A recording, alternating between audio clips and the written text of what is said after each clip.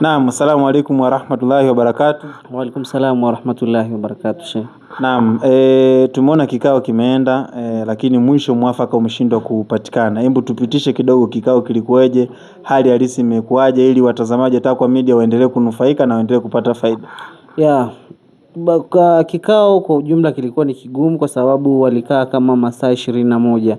Lakini kilikuwa kigumu zaidi kwa sababu ya awali yote Marekani na Iran hawakuwa kwenye, yani hawana ushirikiano wa kidiplomasia, kwamba Teherani haina ubalozi Marekani, lakini pia Washington haina ubalozi Teherani. Kwa hiyo kilichokuwa kinatokea, yule mpatanishi ambaye ni Islamabad, ambaye ni waziri mkuu wa Pakistani, alikuwa ameanza kukaa na wawakilishi wa Irani, then baadaye akaenda kukaa na wawakilishi wa Marekani. Kwa hiyo baada ya kupeleka taarifa huku anapeleka huku, baadaye kwa miaka inavyosemekana toka 1979 kwa mara ya kwanza ndo jana walikaa kwa pamoja baada ya miaka hiyo. Kwa unaweza ukaona kikao kilikuwa kina umuhimu kiasi gani. Lakini kubwa zaidi ni kufeli. Kama tulivyokuwa tumesema awali kwamba asilimia ni chache sana kwa Marekani kukubaliana na yale matakwa ya Iran. Kwa hiyo kilichotokea ni kwamba Iran amegoma masharti ya Marekani, na tulikuwa tunaenda kwenye kikao kwenda kujadili masharti 10 ya Iran. Lakini kabla ya masharti 10 ya Iran, Marekani ilishapeleka masharti 15 ambapo iliipa Tehran. Na katika masharti ambayo yamekuwa ni magumu zaidi na ambayo yamesababisha mkutano kushindwa kufikia mwafaka ni kwamba Marekani inaitaka Iran ifute kabisa mpango wake wa nyuklia, lakini pia zile urani ambazo zimerutubishwa kwa 60% wazichukue. Irani wamesema wasahau katika hicho kitu na hawatakuja kabisa kwamba kukubaliana na hayo matakwa ya Marekani. Lakini swala la pili ni swala la mfereji wa Hormuz, ambapo Marekani imesema inakubaliana na Iran kwamba wapitishe meli pale na watoze ushuru. Lakini sasa Marekani inataka idandie na yenyewe pale ipate pasenti. Kwa hiyo Irani wamesema hicho kitu hakiwezi kutokea kabisa. Kwa hiyo unaweza ukaona mazungumzo kama hayo ni magumu sana, na Iran ilikuwa imepeleka watu ambao ni wasomi kweli, na hata Trump mwenyewe amesema kwamba Irani ni watu ambao wana akili sana. Ni kwa sababu gani? Ni kwa sababu ya misimamo yao, na ni kwa sababu ya ule umahiri wao katika mijadala.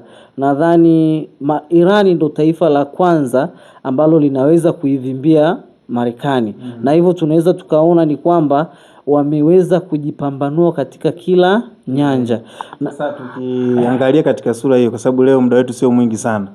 Kuna kitu ambacho pia tumejifunza kwenye hili. Irani ana nguvu hiyo ya kukaa akazingatiwa na taifa kubwa kama Marekani, superpower, akaye amsikilize Irani.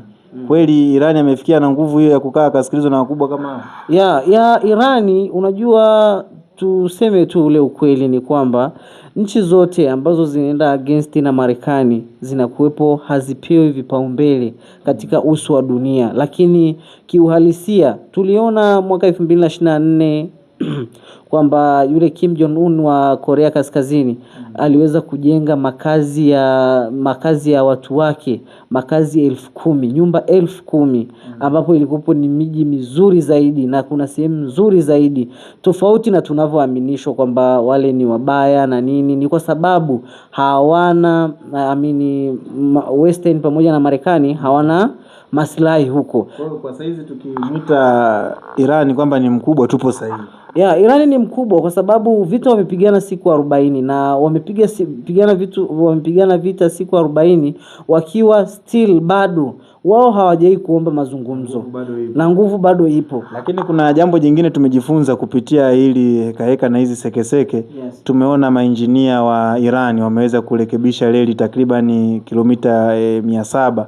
Lakini pia kuna nyumba zimejengwa, kuna exclusive, wakati kabla tujaanza interview umeipata hapo kwamba nyumba zaidi ya 1800 zimejengwa. Tumejifunza pia uzalendo na kuipenda nchi. Hili nalo nalizungumza kwa kiasi gani? Unaweza ukaona alikuwa msemaji wake wa kike ambao ni msemaji wa serikali ya Tehrani kwamba nyumba 1800 kama 29 zimejengwa na hizo nyumba zitagaiwa kwa jamii 5000 kama 800. Hizo nyumba zitagaiwa katika mafungu manne.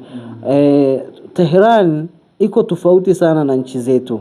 Unaweza ukaona kwamba nyumba zote hizo, yani wana database ya nyumba ambazo zote ambazo zilikuwepo ambazo zimeharibuliwa. Kwa hiyo mtu hawezi kupewa kinyamera kwamba ukienda pale wewe ulikuwa na nyumba namba ngapi? Nilikuwa na nyumba namba 9. Nyumba namba 9 yako ilikuwaje? Kwa hiyo utapewa unachostahili. Lakini pia inaonyesha kwamba kuwajali wananchi wake, kwamba na kujitoa, kwa sababu huwezi amini toka siku 40 zote za vita walikuwa wanatoka kuanzia saa moja jioni wanarudi majumbani kesho.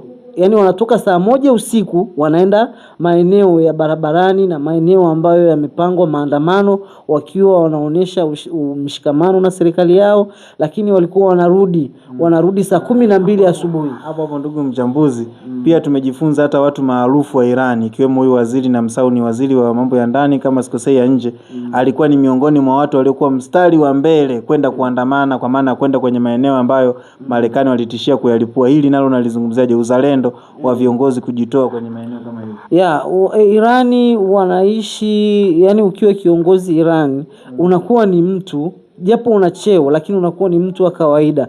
Unaweza ukaamini ile siku ambayo tarehe 28 ambapo mzee Ayatollah Said Ali Khamenei alivyokuwa ameuliwa, alifuatwa na viongozi wa RGC pamoja na na viongozi wengine wa pale mjini Tehran kwamba mzee, tunakuomba tukakuifanyia nini, tukakuhifadhi kwenye mahandaki. Lakini mzee alisema kama mnaweza kuwahamisha watu wote wa jiji la Teherani wakafichwe, basi waanze na wale wananchi, alafu yeye atafuata. Kwa hiyo ndugu mtangazaji, mambo ni mengi sana kuhusiana na Irani na yanavutia kwa kweli, na yanaonyesha kwamba viongozi wetu ambao tunakuwepo nao, kuna namna tukienda nao vizuri watatufanyia mambo mazuri.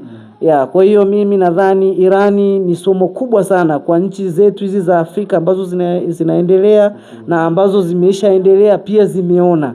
Kwa hiyo mimi nadhani tuna mengi tutaendelea kujuzana pale ambapo tunapata nafasi. Naam, inshallah.